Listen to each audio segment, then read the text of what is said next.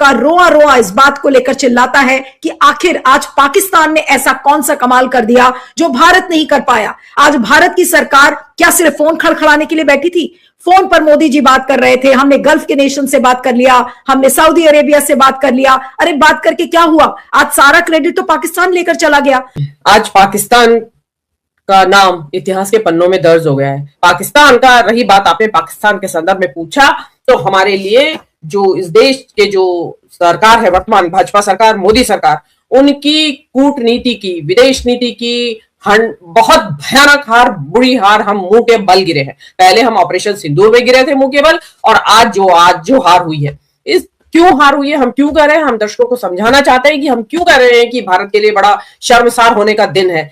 हम दलाल नहीं है, और पाकिस्तान को हिम्मत हो तो पाकिस्तान का नाम लेके ये कहते हैं ना कि पाकिस्तान एक दलाल देश है, लेकिन उतना बोलने की हिम्मत नहीं है। ये किसी के खिलाफ बोलने के लिए इनके पास कोई हिम्मत नहीं है, लेकिन इनडायरेक्टली एक टॉन्ट पाकिस्तान को लगाया। अब ऐसा है कि वही दलाल जो है, जिसको इन कोर्ट्स दलाल जो है, तो उस दलाल ने ही आपको राहत दिलाई है। इतनी बड़ी विडंबना है कि आपको जो राहत मिली, आप दुनिया के सबसे ज्यादा अफेक्टेड देश रहे, और इजराइल को सपोर्ट करके आपको मिला क्या है? क्या मिला है? इसमें बीजेपी का और संघ परिवार का अपना स्वार्थ है, इसमें देश का स्वार्थ नहीं है। इजराइल के साथ जो संबंध है उसमें बीजेपी का पॉलिटिकल इंटरेस्ट है। आपका रोआ रोआ इस बात को लेकर चिल्लाता है कि आखिर आज पाकिस्तान ने ऐसा कौन सा कमाल कर दिया जो भारत नहीं कर पाया। आज भारत की सरकार क्या सिर्फ फोन खड़खड़ाने के लिए बैठी थी? फोन पर मोदी जी बात कर रहे थे, हमने गल्फ के नेशन से बात कर लिया, हमने सऊदी अरेबिया से बात कर लिया। अरे बात करके क्या हुआ? आज सारा क्रेडिट तो पाकिस्तान लेकर चला गया। पाकिस्तान को पहली लाइन में डोनाल्ड ट्रंप क्रेडिट देते हुए नजर आ रहे कि thanks to Asim Munir and Shehbaz शरीफ।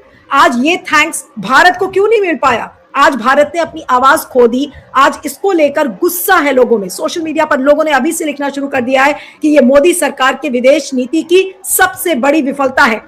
और आज मोदी जी ने पाकिस्तान को बिल्कुल कहां लाकर खड़ा कर दिया है, 7वें आसमान पर बिठा दिया है कि लीजिए, पाकिस्तान से बड़ा तो कोई देश ही नहीं है। आज इस जगह पर जाकर बैठ गया है जहां पर आसिम मुनीर और शहबाज शरीफ को प्रेसिडेंट डोनाल्ड ट्रंप और ईरान दोनों एक्नॉलेज करते हुए नजर आ रहे हैं। आज इस भूमिका में भारत की सरकार क्यों नहीं नजर आई? क्या मोदी सरकार को इस्तीफा नहीं दे देना चाहिए? लोग सोशल मीडिया पर ऑलरेडी लिखने लगे हैं। लेकिन लाइन ऑफ डिफेंस क्या होगा? अपने आप को कैसे बचाएंगे जयशंकर, मोदी जी के मंत्री, या कोई भी जर्नलिस्ट जो सवाल करने वाला जर्नलिस्ट है? अगर आज मोदी सरकार से ये सवाल करेगा, मुझे पता नहीं कितने जर्नलिस्ट करेंगे, लेकिन आज क्या रिएक्शन होगा सरकार का? उनके लाइन ऑफ डिफेंस में क्या बोलेंगे? जी नीलू जी, देखिए, आज पाकिस्तान का नाम इतिहास के पन्नों में दर्ज हो गया है। पाकिस्तान का रही बात, आपने पाकिस्तान के संदर्भ में पूछा, तो हमारे लिए जो इस देश के जो सरकार है वर्तमान भाजपा सरकार, मोदी सरकार, उनकी कूटनीति की, विदेश नीति की बहुत भयानक हार, बुरी हार हम मुंह के बल गिरे हैं। पहले हम ऑपरेशन सिंदूर में गिरे थे मुंह के बल, और आज जो हार हुई है, इस क्यों हार हुई है, हम क्यों कर रहे हैं, हम दर्शकों को समझाना चाहते हैं कि हम क्यों कर रहे हैं कि भारत के लिए बड़ा शर्मसार होने का दिन है। क्यों है शर्मसार होने का दिन? कि हम दुनिया में, कहा जाता है कि हम चौथे नंबर की अर्थव्यवस्था है, और इतना बड़ा युद्ध, तीसरा विश्व युद्ध, परमाणु युद्ध के कगार पे दुनिया खड़ी है, और चौथे नंबर की अर्थव्यवस्था का कोई कहीं नामो निशान भी नहीं, कोई पूछ भी नहीं रहा है उससे कि आइए जरा आप अपने क्लाउड, अपने प्रभाव का इस्तेमाल कीजिए। वो हमें कोई पूछ नहीं रहा है। हम ब्रिक्स के चेयर हैं इस साल। हम जो हैं विश्व गुरु कहते हैं खुद को, हमने अपने आप को घोषित कर रखा है। विश्व गुरु की जरूरत तो ऐसे मौकों पे, नाजुक मौकों पे सबसे ज्यादा होती है कि गुरुजी चेलों को लड़ रहे हैं, जो उनको समझाएं कि भाई मत लड़िए, आइए टेबल पे बैठिए। और दोनों देश, इजराइल एंड ईरान, दोनों एशिया के देश है, और हम अपने आप को एशिया यानी ग्लोबल साउथ का लीडर कहते हैं, मानते हैं हम। और हम बोल ही नहीं रहे, हम चुप्पी साधे बैठे हैं। हमने ये इक्वी डिस्टेंस रखी नहीं। हमारा तो फर्ज ये होना चाहिए था कि जिस दिन ये युद्ध शुरू हुआ था, दोनों से बराबर डिस्टेंस, ना हम इजराइल के साथ है ना हम ईरान के साथ है। लेकिन जैसा अभी बताया गया कि हम तो 48 आवर्स बिफोर ये जो युद्ध शुरू हुआ, उससे पहले हम वहां हमलावर देश के यहाँ बैठे हुए थे, चाय पानी पी रहे थे, उसके हम उनकी मेहमानबाजी स्वीकार कर रहे थे। उसके मतलब आपको तो साफ साफ क्यों, और आपको ईरान ने मना कर दिया भाई। ईरान ने कैसे एक्सेप्ट कर लिया पाकिस्तान को? पाकिस्तान भले ही उनका पड़ोसी है, बताया जाता है कि जैसा कि भौगोलिक परिस्थितियां कहती है 900 किलोमीटर लंबा उनका बॉर्डर शेयर करते हैं वो लोग आपस में। तो आपको तो आपकी जो एक क्वालिफिकेशंस थी, जो कि आप क्वालिफाई कर रहे थे मीडिएटर होने के लिए, वो आपने सब गंवा दी। आप यूक्रेन पहुंच गए, तो पहुंच गए आप युद्ध का फैसला करने के लिए। और यहाँ आपके पड़ोस में ईरान में जो परमाणु युद्ध की बात हो रही थी नीलू जी, अगर ईरान में परमाणु बम छूटता तो ईरान से गुजरात का जो एरियल डिस्टेंस है वो बहुत ज्यादा नहीं है। उसका जो रेडिएशन, जो विकिरण बोलते हैं परमाणु बम डालने के बाद, वो हवाओं के साथ उड़ के गुजरात के से फैलता हुआ आगे तक फैलता। हम मतलब इतना बड़ा खतरा हमारे ऊपर, और हम पहल नहीं कर रहे हैं। यहाँ भी तो पाकिस्तान ने अपने आप को पेश किया कि आइए लाइए हम करते हैं मीडिएशन। और मैं तो I was the first person जिसने कि इस युद्ध के शुरू होने के एक हफ्ते बाद ही कहा था कि पाकिस्तान क्वालिफाई करता है इसमें मीडिएशन के लिए, और पाकिस्तान करेगा। और मैं बार बार कहती रही थी, अभी 21 मार्च को भी मैंने कहा था आपके ही शो में कि पाकिस्तान क्वालिफाई करता है। बहुत सारे कारण हैं जिनकी वजह से वो करता है। तो अब जो है, अब आपको जो कहते हैं ना कि हार के झक मार के आपको ईरान के दरवाजे पे ही जाना पड़ेगा कि भाई ठीक है, हम भी आपको, क्योंकि बायर देगा जो भी $1 मिलियन लेगा, वो बस फी वसूलेंगे, टोल। तो आपको जाना पड़ेगा कि हाँ भाई हमारे जो शिप्स हैं उनको गुजरने दें और हम इतना पैसा आपको पर शिप देंगे। नहीं तो पहला जमाना होता हमें फ्री में आते हमारे शिप, तो अगर हम चुप बैठे रहते और इजराइल के साथ ना खड़े होते तो चाहे दुनिया में किसी से भी टोल वसूल रहे थे वो शिप्स पे, हॉर्मुज स्ट्रेट में, इंडिया को फ्री में मिलता सब कुछ। लेकिन हमने पैसा भी कमाया और इज्जत भी कमाई अपनी फॉर एवर। मोदी जी बहुत असफल, सबसे ज्यादा असफल प्रधानमंत्री साबित हुए हैं। जिस जमाने में हमारे पास कुछ नहीं था, नेहरू ने कोरियन वॉर में, जिस टाइम हम भूखे नंगे थे, कोरियन वॉर में मेडिएशन किया था उन्होंने। तो वो स्टैचर होता है। और आज हम सब कुछ होते हुए भी कुछ नहीं है जी। ये हम क्या है, हम दलाल नहीं है।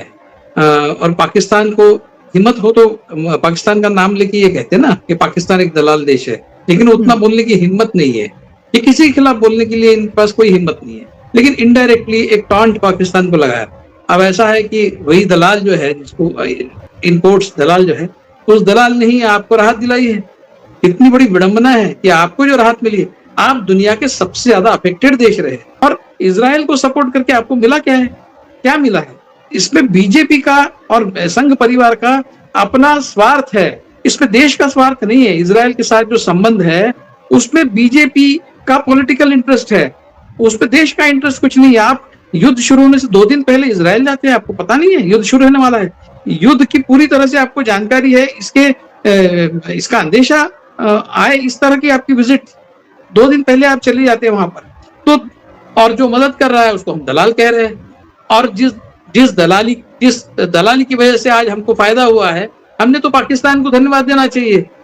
शहबाज शरीफ और असीम मुनीर को नोबेल प्राइज भी मिल जाए, और मोदी जी वो जो कौन सा नकली एक मेडल लेकर आए हैं इजराइल से और इधर उधर से, वो मेडल दिखाते हुए दुनिया में घूमेंगे क्या?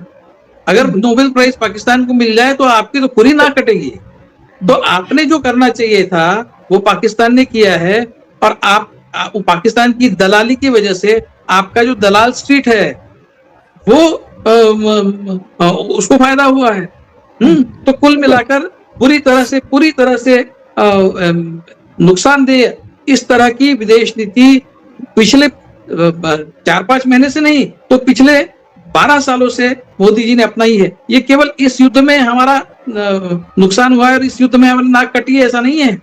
तो हमारे सारे जो नजदीकी देश है, पूरी तरह से विदेश नीति शुरू से आज तक पूरी तरह से विफल विदेश नीति का परिचय मोदी सरकार ने दिया है। हमारे सारे आसपास के जो हमारे देश है, जो एक हमने रीजनल ग्रुप बनाया था सार्क का, उसको भी इन्होंने तहस नहस कर दिया। इस तरह के विश्वगुरु है।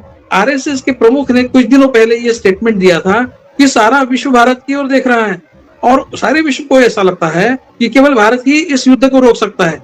इस तरह के डिल्यूजन में ये लोग रहते हैं। ये इनकी मतलब ये सिर्फ बीजेपी की नाक नहीं कटी, आरएसएस की, भागवत की भी नाक कटी है। आप ही ने कहा था कुछ दिनों पहले केवल भारत इस युद्ध को रोक सकता है, ऐसा दुनिया को लगता है। कौन, किसने कहा है ऐसा? बताइए आप। दुनिया के किस देश ने ऐसा कहा है कि ये युद्ध केवल भारत ही रोक सकता है? किसका स्टेटमेंट है? किसी ने नहीं कहा। लेकिन ये खुद ही को ये सेल्फ कॉन्ग्रेचुलेटरी और सेल्फ सर्टिफिकेशन वाले मोड में हमेशा रहते हैं कि सारा विश्व भारत की ओर देख रहा है बड़ी आशा के साथ। ऐसा कुछ नहीं है। पूरी तरह से विफल विदेश नीति के तहत आज हमको ये दिन देखना पड़ रहा है, ये जो हमारे मुंह पर तमाचा पड़ा है पाकिस्तान के इस यश की वजह से, इसके लिए पूरी तरह से मोदी सरकार जिम्मेदार है, आरएसएस जिम्मेदार है। ईरान और अमेरिका के दरमियान जो पीस डील होगी, इस पीस डील करवाने में पाकिस्तान ने ज़्यादा अहम अपना रोल प्ले किया और पूरी दुनिया अपना पाकिस्तान की तारीफें भी कर रही है। लेकिन भारतीय मीडिया मोदी के पीछे हाथ धो के पड़ गया कि तुमने अपना इसराइल के अपना फेवर करके इस जंग में सबसे अपने आप को अलग थलग कर लिया और पूरी दुनिया के अंदर तुम्हें अपना मुँह लगाने के लिए तैयार नहीं है। और उसके बाद G7 की अपना साइड लाइन के ऊपर जब मोदी और ट्रंप की अपना मुलाकात हुई तो वहाँ पर मोदी के अपना मुँह से एक अपना लफ्ज़ नहीं निकला कि जो अमेरिका ने अपना भारतीय अपना जो सेना के अपना जवान थे उनको अपना शहीद किया। बाकी आप इसी तरह के मजीद अपना इंडियन मीडिया की रिएक्शन वीडियो हमारे चैनल में देखना चाहते हैं तो हमारे चैनल को अगर लाइव सब्सक्राइब शेयर कर दें। अगली वीडियो में आपसे दोबारा मिलते हैं।